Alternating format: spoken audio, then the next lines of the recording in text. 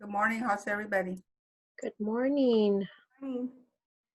All right, so thank you all for joining us on our next business success webinar series. Today we'll talk about social skills and all you need to know about that, presented by our very own Roxanne Montoya from our Nabetsi team.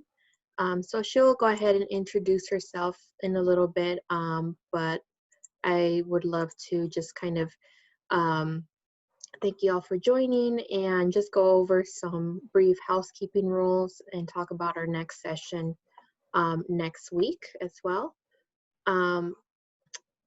If you have a mic, I suggest that you please turn that off out of respect for our speaker and for our other listeners.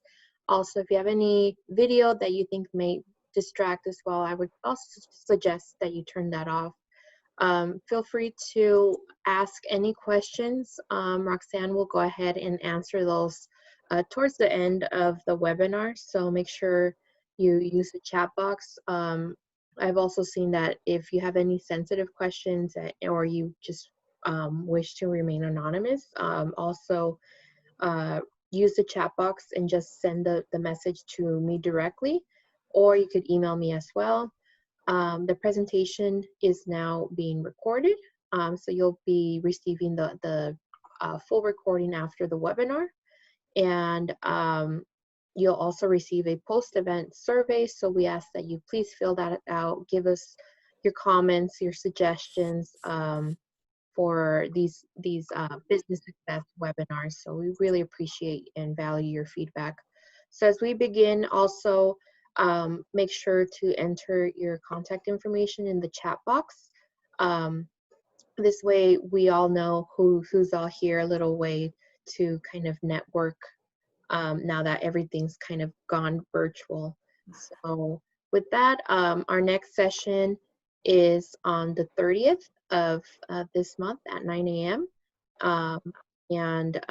With that, I would to hand it off to Roxanne. She'll go ahead and introduce herself. I'll stop sharing my screen so that way, Roxanne, you could share your screen and we'll go ahead and kick off the webinar. Thank you. All right. All right, can everybody see my screen? Yes, thank you. Yeah, great.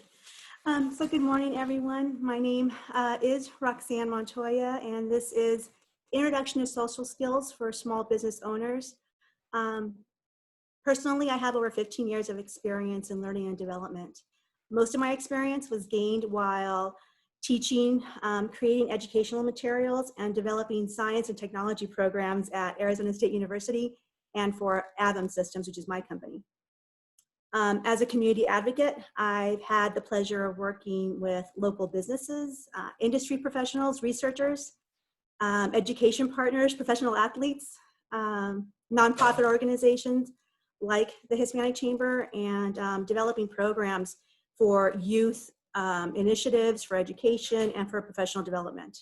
And all of these things require social skills. Life requires social skills. And so it's my pleasure to be here today. And I want to make sure that everyone understands that this is either an introduction or a refresher, depending on where you are professionally and personally.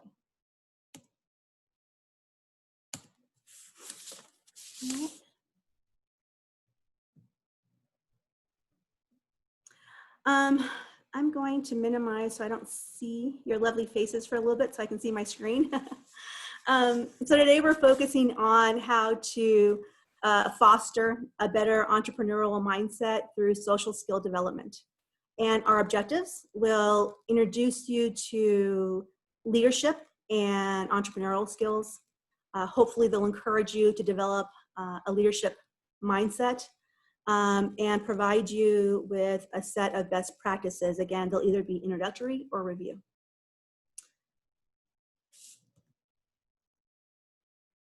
All right, so what are social skills? Simply put, social skills are the ways we communicate and interact with one another. This means what we say verbally or non-verbally, the things we do. through gestures, through our body language, even the way we dress, our appearance, sends a message to other people. And so these next several slides are going to introduce a few notions and hopefully get you thinking about how social skills may directly impact your business.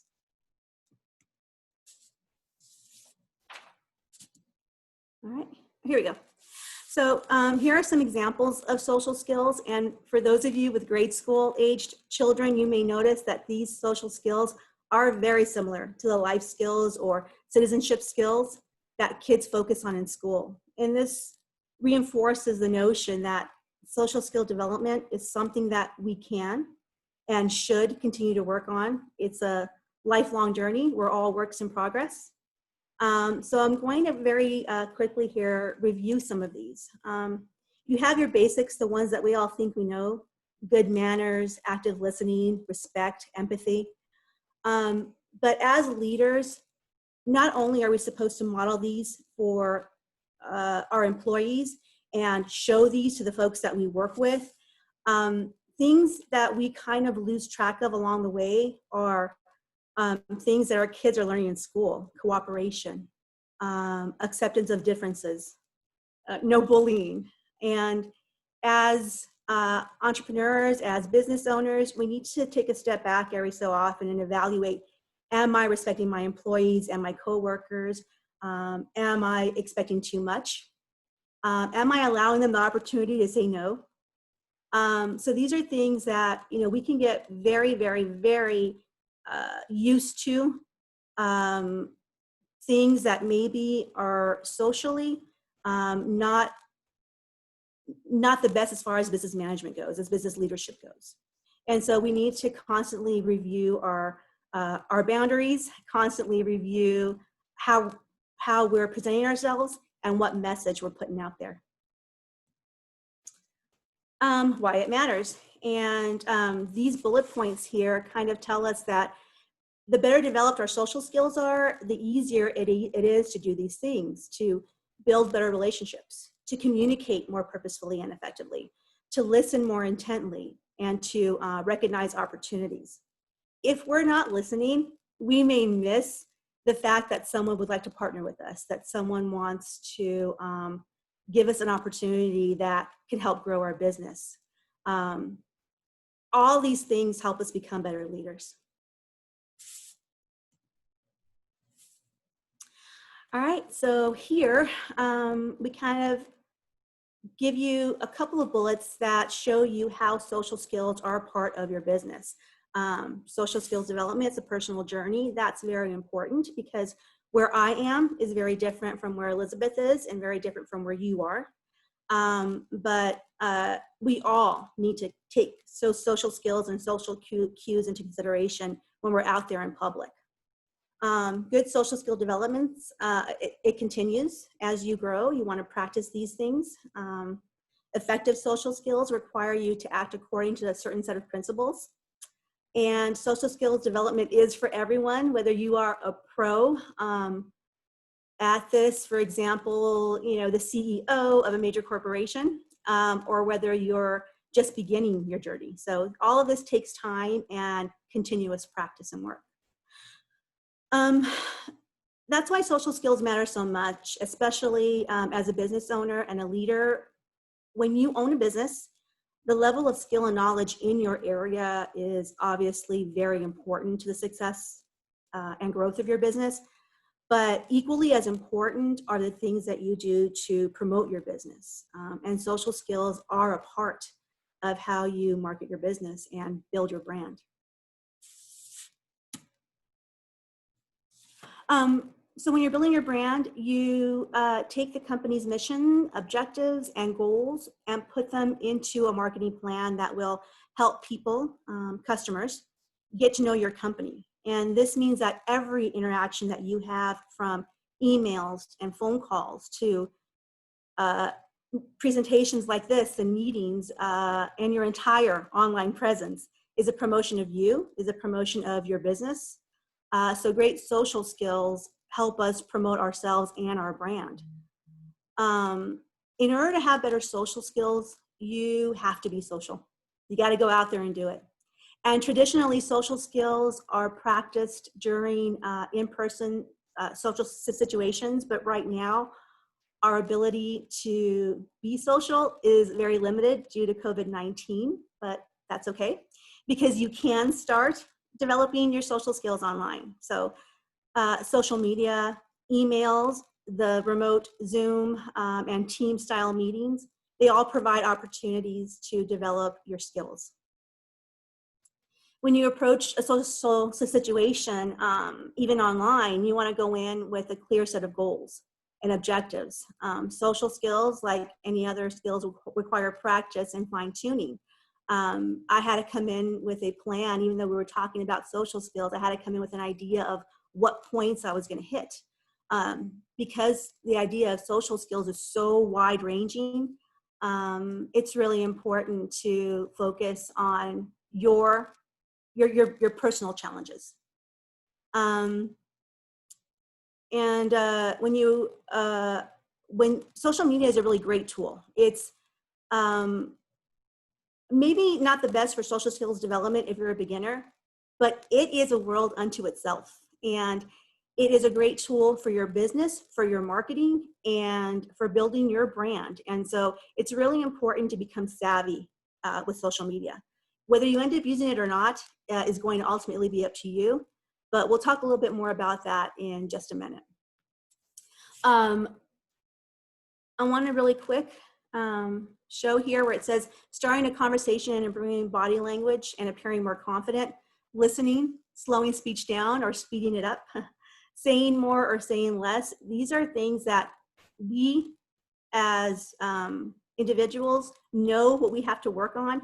And so these are the things that you should be focusing on whenever you are out in a social situation, because every situation is an opportunity for you to grow and learn. So we're going to start with my favorite.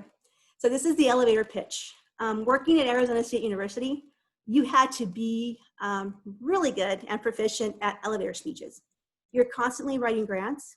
You're constantly trying to get partners for new projects. And you literally have the time it takes to ride in an elevator to get out the highlights of your mini presentation. And so what I have outlined here is that the elevator pitch provides a high-level, highlights-only summary about you, about your work. It helps you appear more confident and knowledgeable because you're able to get a message out in a short amount of time, and it's concise and it's informative. More importantly, it doesn't waste your listeners' time. And if you're nervous, it helps you stay focused and helps keep you on track. So you can develop a few of these. You can develop one for this is who I am and this is my background. This is what my business is. This is what I'm working on now. So that's 3 different pitches right there that you can focus on for the next time you're in a social situation and someone asks, so what do you do? An elevator pitch gives you the perfect opportunity to not only practice good social skills, but reinforce the ideas to yourself. This is what I'm working toward. This is who I am. This is what I do. All right. So while social media is a really great way to interact with your customers, with new contacts, you will eventually find yourself communicating by phone, by email, or on a conference call. And your elevator pitch, again, comes in really handy. And these topics here can help you along. So even if you're online, I noticed that some folks started with a greeting, and that's exactly what the comment section is for, so that's great. If you're having like a private conversation off to the side, you want to ask open-ended questions.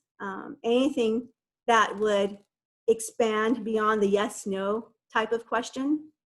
You certainly want to be approachable, you want to be friendly, but you want to be professional. You want to make sure that people understand that you're the person in charge of your business. You don't want to dominate a conversation. We'll talk a little bit about that later, but You certainly want people to know that you are the representative for your business, and an excellent one at that. So check your body language often. I have a habit of clenching my jaw. So every once in a while I have to remember to kind of, my dentist told me to kind of do this or this. You know, you kind of put your knuckle kind of in one of the places in your face to relax it. Because not only is that bad for your teeth, it shows in your face when you're clenched. So you want to make sure that you're relaxed. Body language. If you're in camera, make sure that you're dressed. You don't want to be in PJs. You want to make sure your background is neat and clean. And one of the things that you can do that you've seen a lot of people do is use virtual backgrounds. I'm using one right now. You can do one for your business. You can certainly Google some online, but there are programs that you can use to create your own. And the benefit of that is that it gives people a chance to know who you are, where you work, or who you're representing. And if you want to add contact information, you can certainly do that. So I have here some I created. This is the one I'm using. And this one's very simple. Just my name, my position, the company I work with. That one's my company. I do contract with several companies. And so whomever I'm representing that day is the background I choose. Right now, on a personal level, I can't take any more contracts. And so you notice that I don't have any of my contact information there. But if I wanted to be more creative and have people notice my contact information a little bit more, I can do something a little bit more colorful, a little bit more artistic. And here I would have my social media outlets along with my handle. And it's off to the side, so obviously I can be positioned on the rest of that background. But then again, it gives people ways to get a hold of you if you want them to, and it lets everyone know who you are. And the colors and the design can kind of show off your personality a little bit, which is really important. And if you're having a bad hair day, or if you are working on something else while you're on a webinar, you can always create one that has a photo. And folks who know me just know that that photo there is my ID for one of the places I contract with. And so that's the photo I use a lot. And a lot of times you kind of just see my face there, or you see a card like this. Again, if you're trying to work on social skills, I would not recommend this, but it is a good thing to have in your set of tools for when you're not quite camera ready. All right, so social media and social skills. These are the things that social media does for you. It can help you build brand awareness. You can use social media to help people learn about your business and what services and products that you offer. You won't use all social media outlets. As a business owner, you're gonna sort of review the features of each one and then pick and choose which one works best for you. And then whichever one you find works best for you, that's the one you're gonna go all in on and learn about it, and learn about analytics, and learn how to use it for yourself, not just in social skill building, but for your business building. Why? And that's because social media can increase website traffic. It allows you to connect with your customers everywhere. You can use social media to build new relationships. That happens all the time. LinkedIn is a professional social media outlet where people look for other people that are like-minded. I have had interviews where companies told me, oh, I was looking at your LinkedIn profile and I noticed that you do this thing or that thing with the Legends of Basketball or ASU or any of the number of organizations I've worked with. And that helps them make a connection with me. It can increase your sales. Social media, there are entire companies that don't have a website. They do all of their sales online. And you can use social media to sell your products, especially if you're using something like Facebook or one of the other outlets that has that sort of commerce option. All right, so Best practices. We've mentioned earlier that due to COVID-19, we're currently recommending that online social situations like webinars and conferences and social media be your outlet for social skills development. And that's going to be true probably for the rest of this year. And so you want to take advantage of the features that social media offers. For example, take advantage of video posts. Video posts are a tool that allow people to see you, to get to know you, to get to know the things about you that you want to put out there into the world. A lot of the outlets have very specific time that a video is allowed, whether it's a live video or a pre-recorded one. Most of them are under a minute, excluding YouTube. That's a different animal entirely. We can talk about that too on a one-on-one.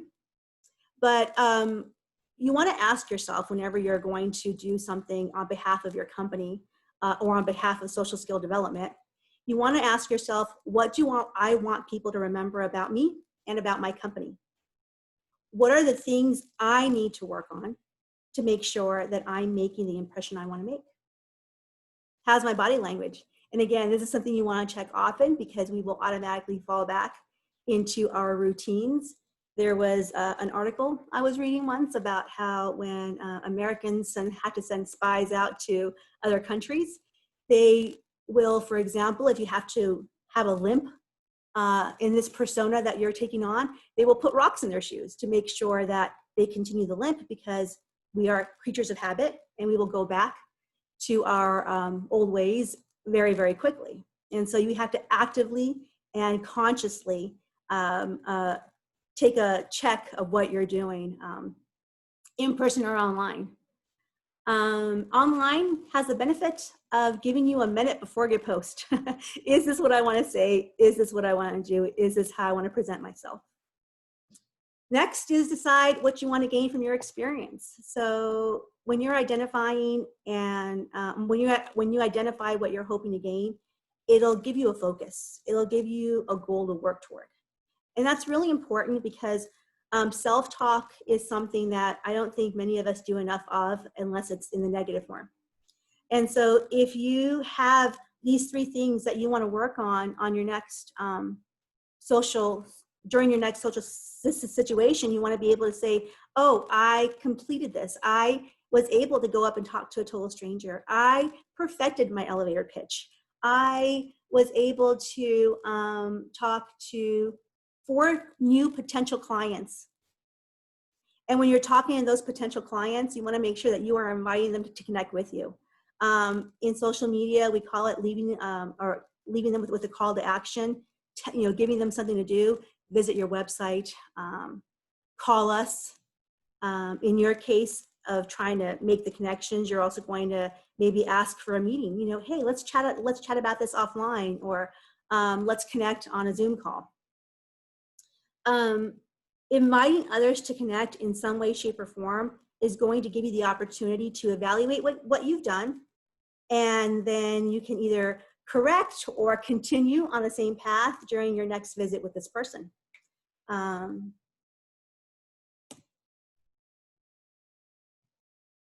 And so we're not done.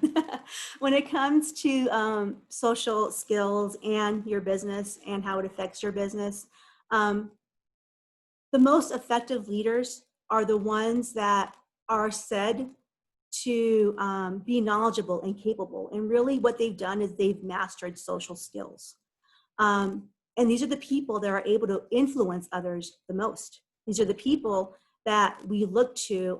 For example, our own Monica Villalobos was recently listed as one of the top most influential women in Arizona.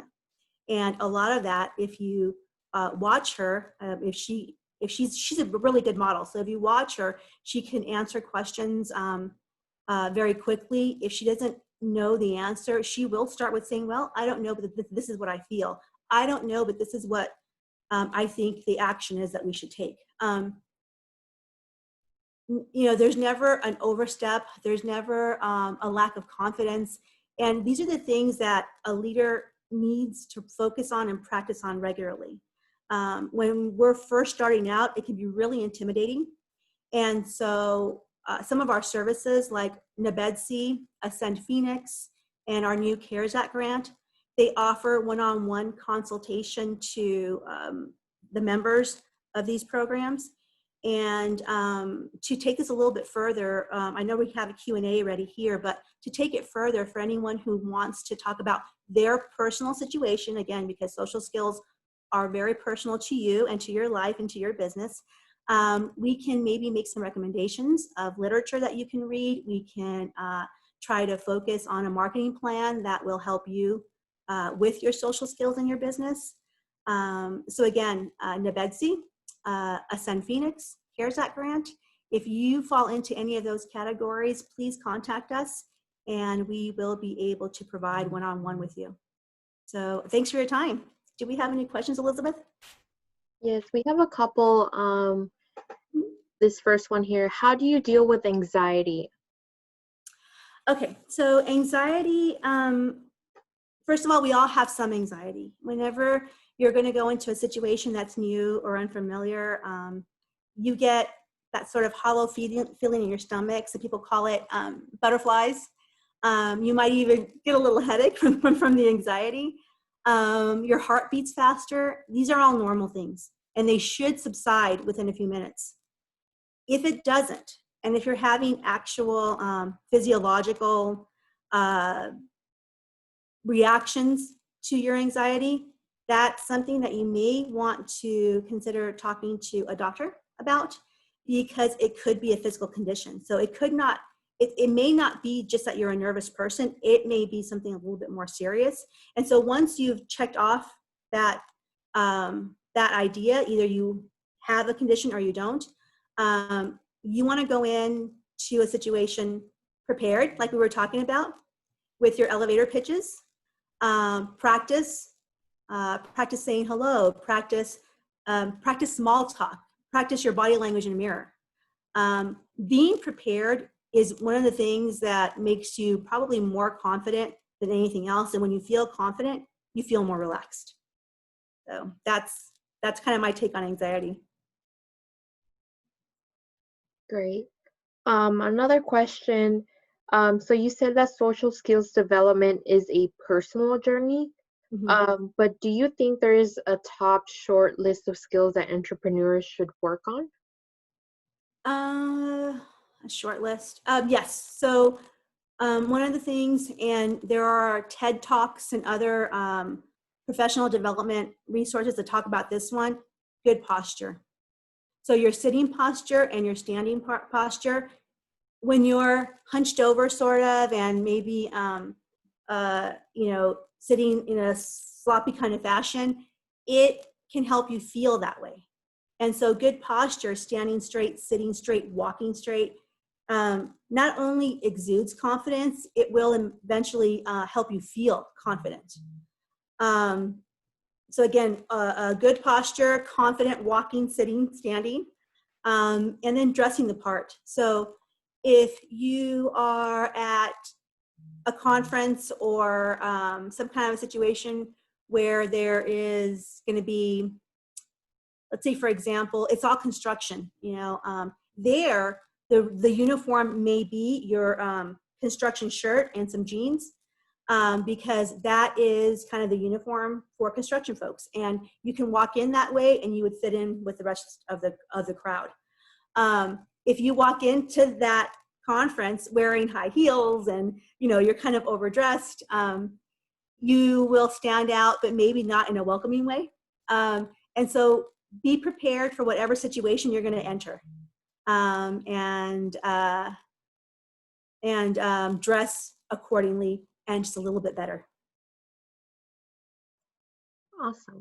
So do you recommend any other resources online or otherwise, like books or etc., if someone wants to continue to improve their social skills? Yeah, so I thought about doing a list of resources, but again, because it's so personal and I don't know where everyone is on their journey, whether this is truly an introduction or whether this is a review for everybody. But one of the books, there's one called The Delicate Art, Learn to Say No and unleash your performance. So the delicate art, learn to say no and unleash your performance. The author is Lynn Carnes. And it talks about how most entrepreneurs have been taught to think that they have to say yes to everyone. Like, we are very much yes people because we want that contract, we want that job, we want that customer. And we often extend ourselves. Like, we do that inherently. It's who we are as business owners. And so reading material like this kind of helps you understand when you should say no to opportunities, and to be kind to yourself, and to be able to say no in a way that you're telling the customer or the contract, no for now, but check back with me later. It's called Saying No with Grace. And so that's probably one of my favorite books. There are a lot out there, so you can also do a Google search for whatever your specific social skill anxiety is, and you'll probably come up with hundreds of thousands or millions of requests. But again, this is something that we could do a one-on-one on through NABEDC, Ascend Phoenix, or CARES Act. If you're a member of those, you can feel free to contact me on that. I have a question. This is Angie. What do you recommend for training, seminars, or even like Toastmasters? Do you have anything else that you can provide for the attendees? Because I think that helps a lot sometimes. What are your thoughts on that? Okay. Yes. So the Toastmasters is an old, tried and true one. You start those often in high school, and it does help with speaking anxiety, presentation anxiety. They do a lot of topics that they call table topics. They have table topics are where they throw a topic at you that you're not prepared for, and you have about 5 minutes to get something together, and then you go up and give a speech on it. Those types of programs help get you out of your comfort zone, and that's a good thing. Out of your comfort zone in a good way, and it helps you think on your feet, which is very, very good. And it's a really good training exercise for your elevator pitch, which again is one of my favorite tools for small business owners. Right. I think well, I'll speak for myself. I think a lot of us have that, we work with a company or even have a business. Sometimes it's really hard to put those words together for elevator pitch, but what are the keywords that you would use? I know I've had a hard time before to really actually put those little components together and figure out what am I going to say for them. I don't want to rattle on because, you just want something straight that's going to just hit it on the nail. Yep. So the elevator pitch is something that, so you're going to put together all of the things that you want to say. You want to put together, this is what I do. This is the purpose of what I do, and this is why it's awesome. And then once you have it together, don't worry about how long it is. You leave it as long as you want. But then you go through and you're going to review it. You're going to review it. You're going to rewrite it. You're going to edit it a number of times because you want to get it down to about 30 seconds. Again, the idea of an elevator speech is that it takes about the time to ride in an elevator with someone. So like 30 seconds. Some sites will say 45 or less, but in all honesty, 20 and 30 seconds is about what most people will give you. They may give you the ride up a floor and then walk to their door. Yes. So yeah, just constant reviewing, because you want to hit those highlights. You want to give them the main points of the who, what, where, and why, but the why needs to include why it's important, why it matters, and why it should matter to them. I guess my question too will be, can you give us an example of yours so we can kind of get our thoughts together? I've got hundreds of elevator speeches. So if, for example, I wanted to talk about, I do work with the Legends of Basketball Phoenix, and that's the retirement arm of the NBA and WNBA, and we do a lot of charity work. And so if I were to take a specific project, a community building project, for example, what I would do is take those components that are most important to get out into the world. If you do an elevator speech properly, they're going to ask follow-up questions. So it's literally the most important things, the need to know things, get those right out. And I would certainly time myself. One of the exercises for elevator speeches is to record yourself. You can use your phone for this. And so you could record yourself to check for speech and for time. And you can also do it in front of a mirror. And so, here online, it's easier to not have great body language, but when you're in person, you're face to face. They're seeing you in real time and in live and in color. And so you want to make sure that you practice in front of a mirror so that you could see, oh, whenever I say this word, I look unsure, and I don't want them to think that I'm not prepared for this. And so you can practice your facial expressions, you can practice your body language, you can practice your eye contact. But when it comes to eye contact, again, that's a very culturally rooted thing.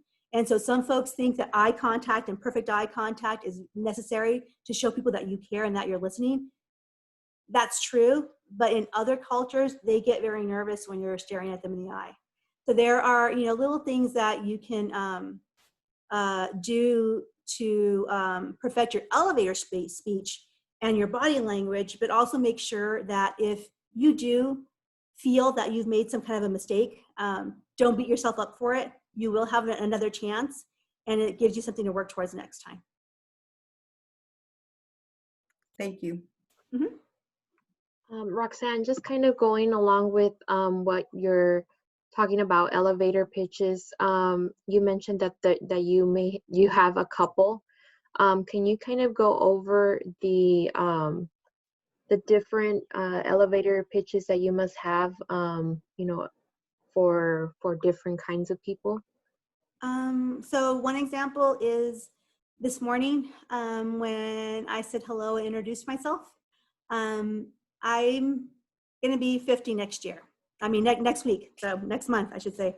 I'm drained it so much that I honestly don't want it to come, but August 24th, I'll be 50. And I have a really wide and varied experience. I've been in the public sector, the private sector. I have been an educator. I have been a consultant, program developer. And so it depends on if my audience is very general, because again, I didn't know the exact audience for today, aside from business leaders. I only focused on maybe a couple of things to let you know that, one, I've done this before. B, I'm with you. I'm a business owner too. And C, I am experienced, but still learning myself.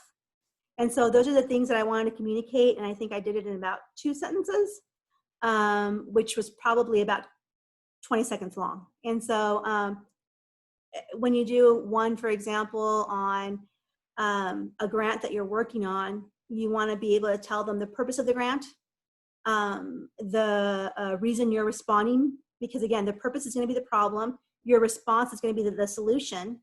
And then you want to let them know that the reason you're the right person to implement that solution.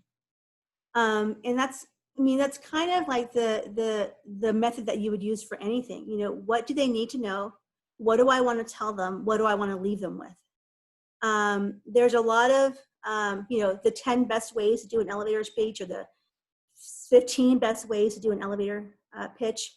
And you can look those up, because depending on your own personal challenges, you might have problems coming up with the concept for an elevator pitch. You might have problems executing the speech, or you might have problems editing the speech. And so there are a lot of online resources that you can use depending on what your individual need is. But for the most part, preparing something that is going to tell people the importance of why they're there, the importance of why you're the person to do it, and the importance and how you're going to do it, are the three main points, highlights to any elevator speech. And then it's just the more serious the topic, the more urgent, or the greater the need. That's going to kind of drive how you prepare it. It's going to drive what you think of as important. But taking the important elements, turning them into like headlines or highlights, so that people have food for thought and hopefully will come back to you asking for more. Awesome. Thank you so much. Mhm. We have a couple more questions. So prior to COVID, there was an emphasis on being present. Do you have any tips for doing that in our new online reality? Yes. And again, we're all guilty of not being present from time to time. One of the things that we talked about earlier was being prepared. And a lot of companies will require you during staff meetings, for example, to show your face. And you should do that at least to say hi. But a lot of times, if it's a meeting where we're working on something else, you're not present during that time. During this seminar, folks came in and out of consciousness. During any of my classes and anybody's classes, the students paying attention and thinks about where they parked, or they're paying attention and thinks about what they have to do, or that they're hungry. So our presence in and of itself on a normal day, or in normal situations, it comes in and out. That's normal, that's human, that's who we are. And so again, the idea of being prepared so that when it's your turn to speak, when it's your turn to present, when you are having to answer a question from a colleague or from a webinar attendee, you want to be able to be in the moment. And to do that just requires you to refocus and come as prepared as you possibly can to answer questions. So maybe you worked on something early in the month, and now this is the end of the month, and they want you to do a report on what you've done, but you didn't prepare anything. That at that moment, it's okay to maybe turn your camera on and show them, hey, I'm here for you. That was a month ago. Here's what I remember. I'm sorry, I don't have notes, but if you want, I can follow up with you later. So you can give them whatever information you can give them, and then offer to do more at a later date. Being present just means showing you care. And so as long as you're showing you care in some way, shape, or form, you are present. And if your company has certain rules that you should follow those rules. If they don't, you should make the effort anyway. Great. And so another book recommendation that Anne-Marie mentions is How to Win Friends and Influence People. Dale Carnegie. She says it's an older book, but great for social direction. Exactly. That's one of the ones that's one of the ones that people consider a classic. And it in and of itself gives a high level overview of some of the things we talked about today. Because the idea is when you're talking to someone, the word influence, I think, sometimes has negative connotations. It doesn't mean you're trying to manipulate. It means that you're trying to win someone over for a good cause, for your business, or for their own good. It doesn't necessarily mean that it's a negative thing. It means that you have the ability through social development to talk to someone and to get them to see things. I mean, that's really all it means. And yeah, that book is definitely a classic. Another one is, so again, it's aimed towards kids, but it's called How to Talk to Kids So Kids Will Listen, and Listen So Kids Will Talk. And now it's been around since, I think, 1980. And it has like these toolkits that come around. The idea is to be able to talk to your kids in a way that you can, that they're going to be able to come to you and understand that you're there for them. It's about communication. It's about behavioral health. It's about a lot of things, and it's not just for kids. I first taught a class using that book back in 1996. So I wasn't a mom yet. I was pregnant with my son. And so I looked like a mom, but I wasn't a mom. And so in preparing for that class, I wanted to go through and use some of the tips and techniques. And I used it on my husband, and it worked, and it was awesome. And the thing is that when you use any of these books, the reason there are so many is that there isn't a one-size-fits-all situation for anybody. And so when you have these books, these resources, you're going to pick out what works for you, what speaks to you.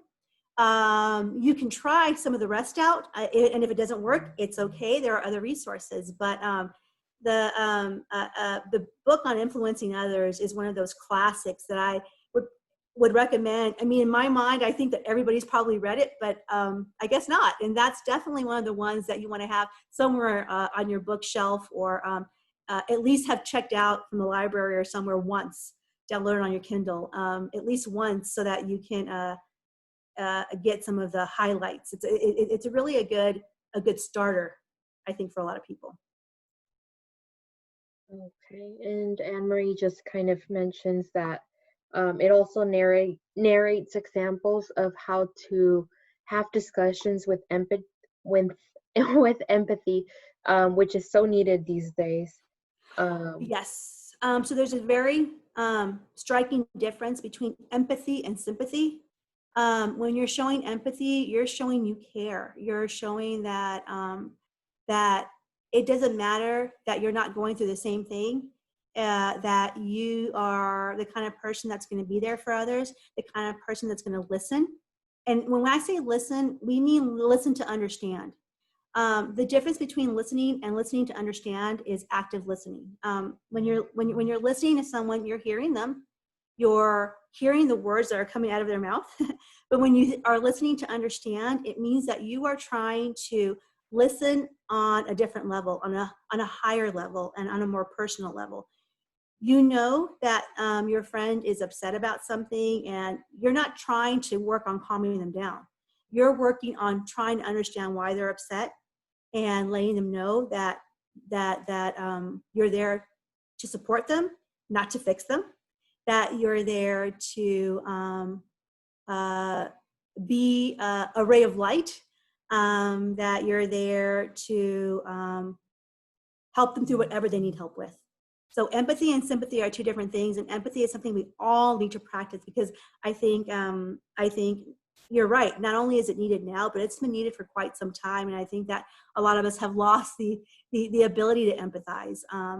And so I think any resource that will help you learn empathy and begin to practice empathy is another thing you should definitely have on your bookshelf. Okay, awesome. Two more questions here. Okay. One from Evelyn. Roxanne, can you recommend a good Toastmasters group in the Phoenix area?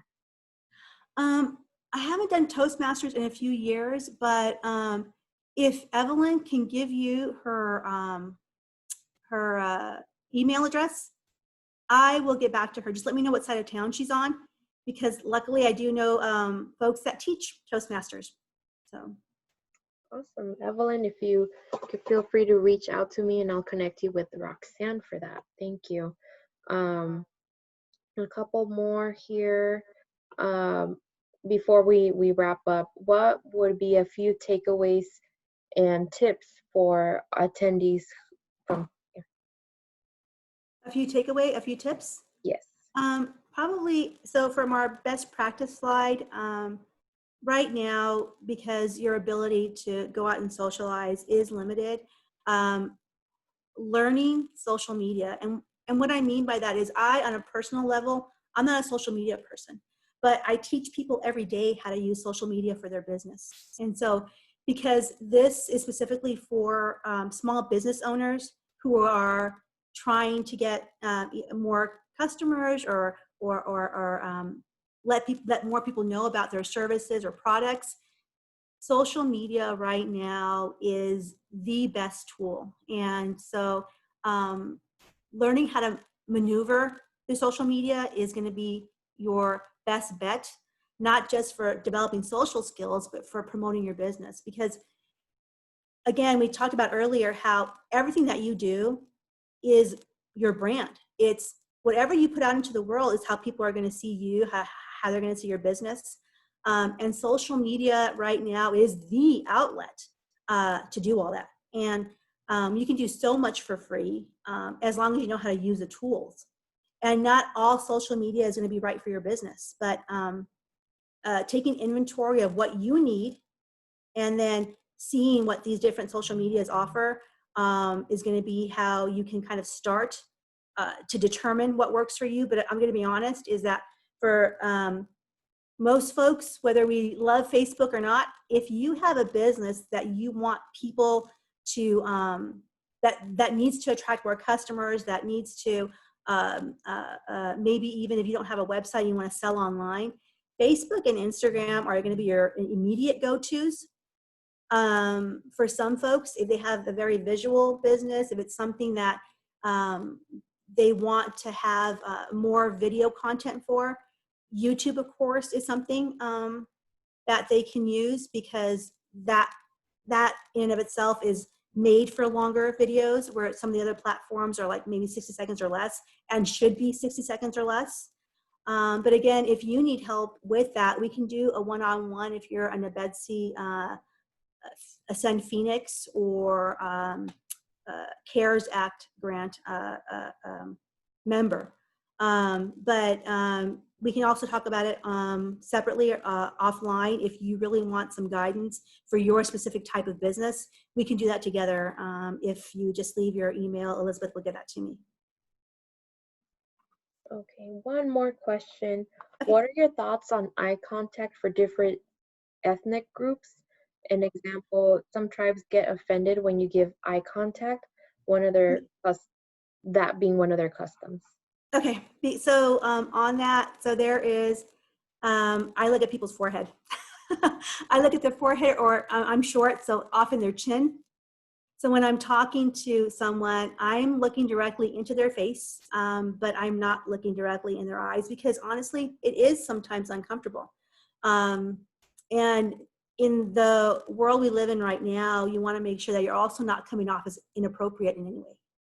And so a lot of the sites will talk about eye contact, but if you notice, I kind of skipped over that part, because I don't think it's as important as the other things that we talk about, especially for those of us who work with, for example, the Native American population and some of the other populations that you only look into the eyes of, the person you're married or your child, but you still want to be able to use and develop that skill. So you want to be able to, like I said, look at someone's forehead or someone's chin, depending on your height, or if you're at eye level, just off to the side. I normally pick the left side. I don't really know why I do that. I'm sure I read it somewhere, but kind of like off to the left. So again, it looks like you're talking to them. But if you've ever done a speech in a large group, one of the things that you do is you look at the back of the wall. You go forward and maybe look at somebody friendly in front, and then look at the back of the wall, because you want to make sure that everybody, the people in the back and the people are the front, feel that you're talking to them, but you're not making eye contact with anyone. And so these are like just some of the tricks that you can do to keep that appearance of professionalism. Like, I know what I'm doing. I know the right way to talk to someone, but at the same time, you're able to not offend anyone. So I think that is a nice little balance that everyone needs to practice. All of us need that. Great. We're closing in on the hour. Just one more question here.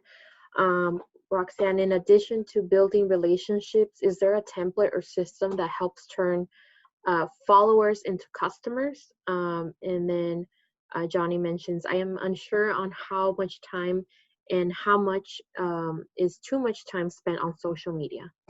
Okay. So depending on where you are in your business, there could either be, there's usually not too much time.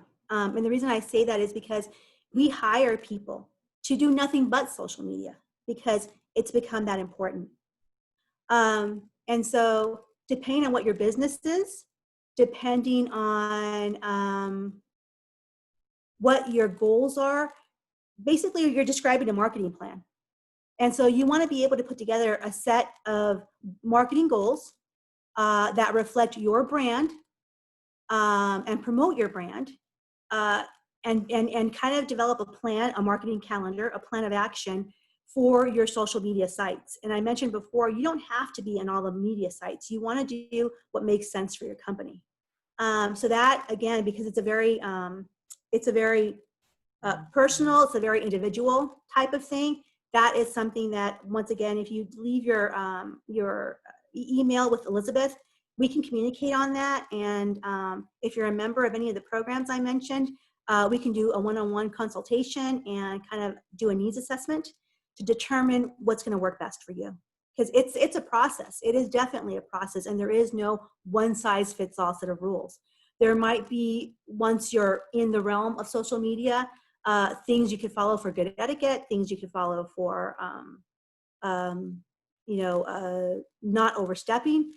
But for you, depending on what your company is, for example, construction, I don't know that you can gain a lot of people from just one social media, because you want to make sure that, big companies know about you, that someone who wants to redo their floors know about you, that whatever your customer, your different target customers are, you need to do something specifically for that group. And so there is no such thing as too much time on social media, because again, we hire people, marketing experts, to do this all day, every day for us. So as a small business owner, you definitely want to set time aside, maybe every day, maybe every other day. It just depends on what your business is and how much more clientele you're trying to get. So yeah, that's something that we should probably take offline to discuss further. Great. Awesome. Well, thank you so much, Roxanne.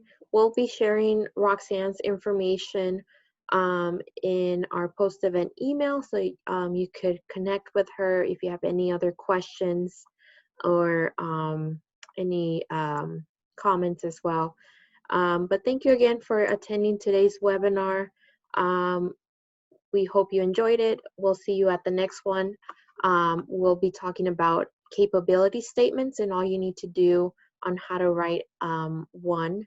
So with that, I'd like to wrap it up. If you have any questions, feel free to reach out to Roxanne or any of our teams. We're here to help, the chamber, the MBDA team, and the Betsy here as well.